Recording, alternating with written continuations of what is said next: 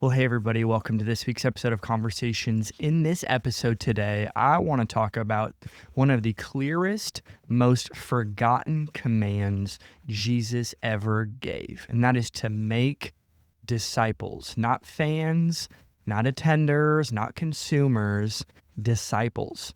Every follower of Jesus is called into this, and every church rises or falls on whether we obey it. So today I'm going to break down what I believe disciple making really looks like and how Jesus gave us both the model and the power to walk it out. To make it simple and clear today, you cannot fulfill the Great Commission without the Great Companion. Disciple making isn't something we do for Jesus, it's something we do with him.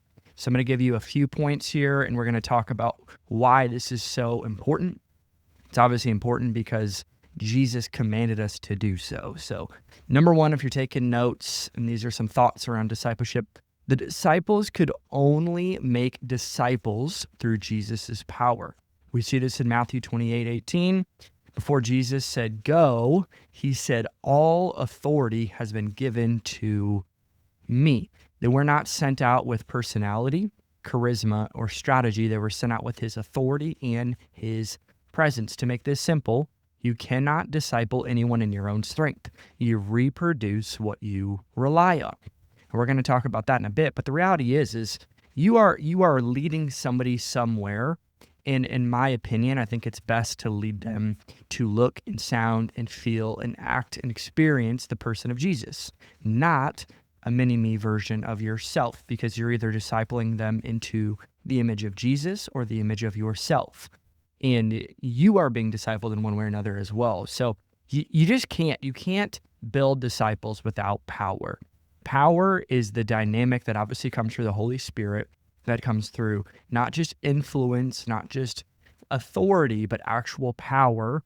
And again, through authority and his presence. Number two, you make disciples. You don't find them. Discipleship is not discovery, it's development. You and I will never stumble into disciples. You form them through intentional relationship, teaching, correction, and modeling. To make this one simple, Jesus didn't just find 12 disciples. He made them one conversation, one meal, and one moment at a time.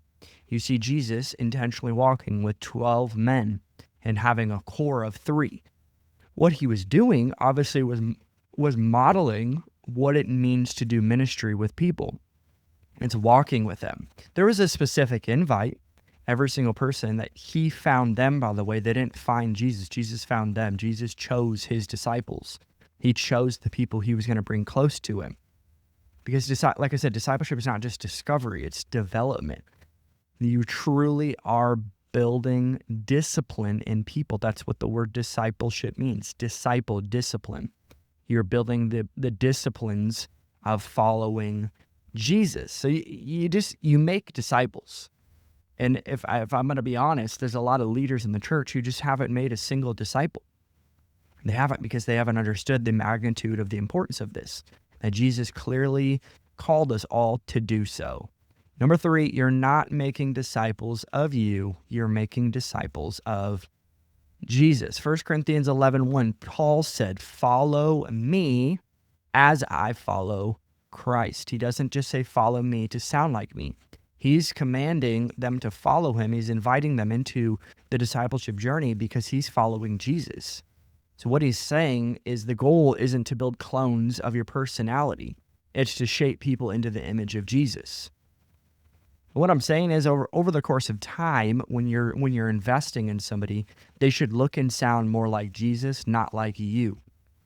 If people look more like your preferences than his character, it's not discipleship. It's just truly not. It's friendship, and friendship is amazing. You should have friends. You should be in a relationship. But I'm talking about building disciples. Those people should look and sound and experience and be shaped into the image of Jesus, to the image of Christ. That is your responsibility. And he's not just commanding pastors to do this, by the way. He's commanding us all to do this. Number 4, your table should prove you're a disciple maker. Here's my best example for this one. The Last Supper was the model. It was not the last sermon. It was a supper where Jesus intentionally shared some landmark moments in his ministry journey.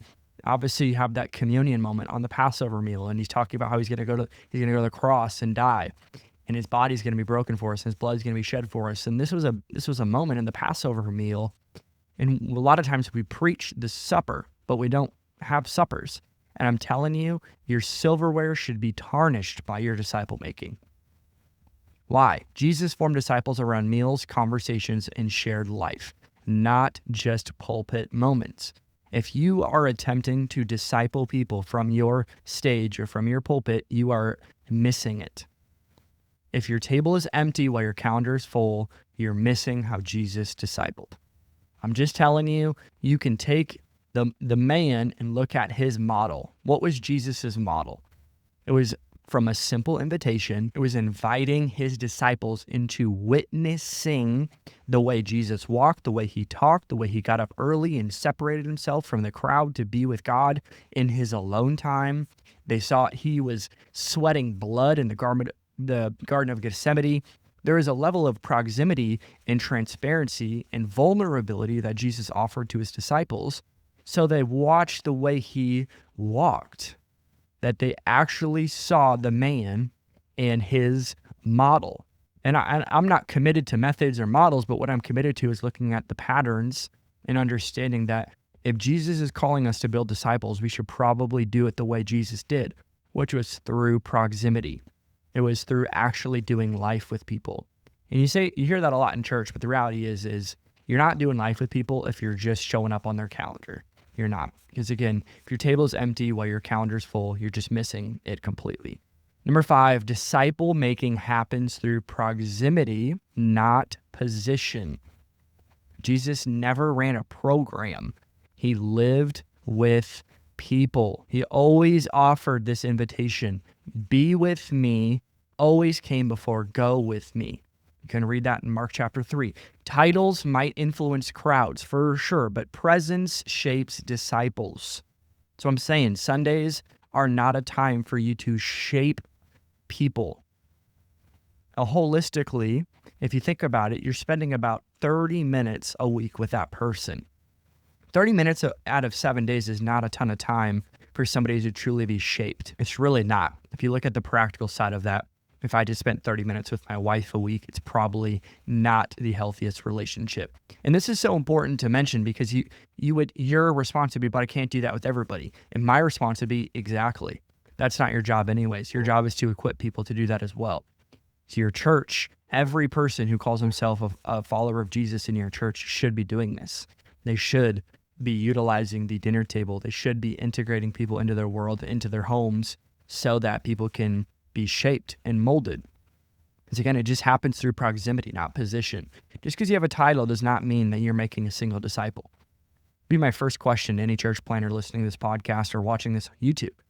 Over the last year, how many people have you discipled? Because if you're not doing it, nobody else will.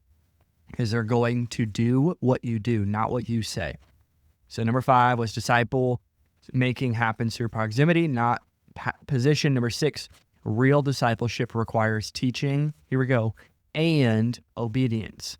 Jesus said, teach them to obey everything I commanded you. This is so advantageous because you really need to understand the premise of being a disciple maker and being discipled is a level of trust and submission to that person. Because again, it's Paul, follow me as I follow Christ. There's a simple practice there. If you read Titus and Timothy and some of these younger pastors that Paul is discipling through letters and journeying with them and multiplying themselves, what you see is he is black and white with the way he talks to them and corrects their churches. Because why? There is a level of obedience that comes from a byproduct of proximity and trust. And you can't understand the fact of, you can't just assume that people are going to do that right off the bat. You can't just assume that just because you have a title means that they have to honor you or respect you or submit to you. That's not it. The Bible says give honor where honor is due. In Hebrews, it talks about submitting yourself to authority. And we have to understand, though, that actually needs to be discipled, that you have to disciple culture out of people just as much as you're discipling culture in people, because information doesn't transform people. Obedience does. A disciple who knows a lot but obeys a little is just immature. And that doesn't mean that they're bad. We all have parts of our lives, idiosyncrasies or parts of our life that are still immature and growing. And that's the point of having somebody pouring into you, or a mentor or a pastor who's discipling you. And pastors and mentors listening to this, that's the reason why you're doing that, is because there are dark corners in people's lives that we are supposed to help bring light to, so there can be healing and restoration. On the other side of it, they can be more mature and look and feel, and again, experience the power of Jesus through their transformation. So it requires teaching and obedience. Don't get it twisted. It's not just teaching to empty ears. That is a waste of energy and a waste of time. Number 7, last but not least, and we'll go through this again, disciple making is slow, messy, and holy. Jesus spent 3 years with these 12 men, and one still betrayed him. Well, 2 people betrayed him. One of them repented and went back and ended up being the first preacher after Jesus. That's a whole different podcast. But at the end of the day, discipleship is not clean. It takes correction, conflict, forgiveness, repetition, and patience. There just takes a level of intentionality to do this, that any person that I'm intentionally asking, hey, follow me as I follow Christ, what that looks like is, hey, we're going to meet on a regular, reoccurring basis. All I ask of you is you show up, you're on time, you're ready to learn, and you're doing it with somebody else as well. I don't want to be a swamp where there's no outlets, that the things I'm teaching you, you're not teaching to somebody else. That means that you are the lid to that discipleship multiplication. It's just not a reality that if I'm going to spend intentional time with you, you should be spending intentional time with somebody else, because I'm getting poured into as well. Because if it's not messy, it's not discipleship, and that's pretty clear. It's just content consumption. Discipleship is messy. People are messy. People are dirty. We all have sinned to fall short of the glory of God, which means we're all broken. And you inviting somebody into your world actually invites them into witnessing your brokenness. And that's a lot of times why people don't love the idea of inviting people into their world, is because they're scared of rejection. But I'm just going to submit this to you. The more you invite people into the full version of yourself, the more bought in they're going to be to you, because they see you're a human being. And they're actually going to learn more from your weaknesses than your strengths, because that's what people find commonality in. They don't find commonality in all things you do right. They find commonality in you being a human, because they still go to themselves, oh, I'm a human as well. So I'm going to read these points again. The disciples could only make disciples through Jesus' power. Jesus said, go, and he said, all authority has been given to me. They were sent with his authority and his presence. Number 2, you make disciples, you don't find them. Number 3, you're not making disciples of you, you're making disciples of Jesus. Number 4, your table should prove you're a disciple maker. Number 5, disciple making happens through proximity, not position. Number 6, real discipleship requires teaching and obedience. And number 7, disciple making is slow, messy, and holy. Making disciples is not optional. It is the heartbeat of the church and the mandate of every believer. You don't need a stage, you don't need a title or a perfect life. You need Jesus' authority, Jesus' presence, and a willingness to bring people into your world. The Great Commission is fulfilled one table, one conversation, and one relationship at a time. Thank you so much for listening to this week's episode. I hope this added value to your life. If it did, make sure to leave a review, maybe leave a comment on YouTube. You know all of the things. It would mean the world to me. Thank you so much again. We will see you next week.